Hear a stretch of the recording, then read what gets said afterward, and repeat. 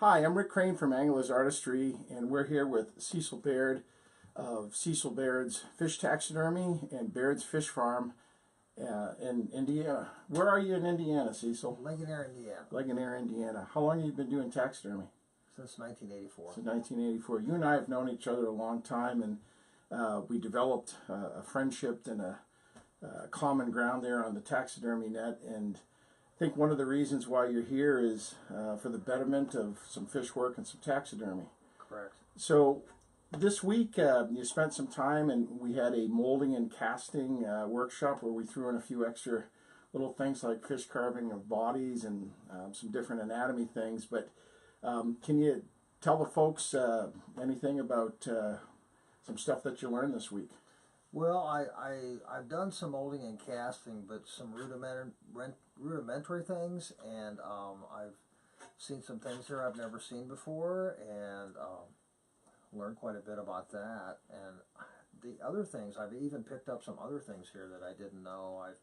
I learned about a solution for soaking fish skins that I never knew about. That was great.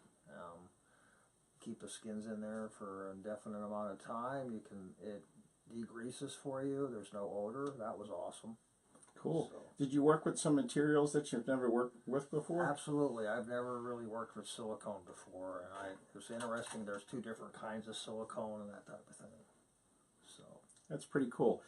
I think one of the neat things is that if you take somebody in your position that raises fish, that's around fish all the time, it's a great opportunity to take taxidermy to that next level where you can actually take some of your fish and mold and cast them.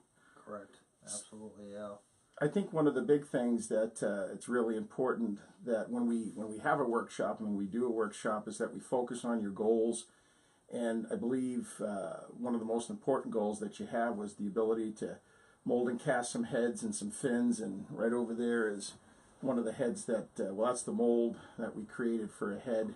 And this is the RTV silicone and the mother mold, of course. And pour some material in there, some of the urethane that we have here. And that's the head that it creates right from that mold. That's a Brook trout head, of course. And then we made a silicone mold of fish, obviously, here. And from that mold, we created a fish. And let's see if we can get this open here. Take a look. This is the bluegill that we worked on. So traditional box molds, slip molds, glove molds. There are all sorts of different types of molds, and I think we covered a lot. And these are going to be some of our fin molds here that we've opened up. But it was a great opportunity to have Cecil here this week, and we worked on some pretty neat things. If you're interested in some really incredible fish, and I know this for a fact because for almost 20 years we've been buying fish from Cecil here, and for our students in our workshop, at least since the early 2000s. And I think if you take a look at Cecil's website, you have tiger trout and brook trout and yellow perch and brown trout and hopefully hybrid crappies in the near future and largemouth bass. I actually don't have a website right now. Oh, okay. Yeah, I have so much business without a website, but eventually I'll put one up. Can you share your phone number? Yeah, it's 260-894-9055. Great.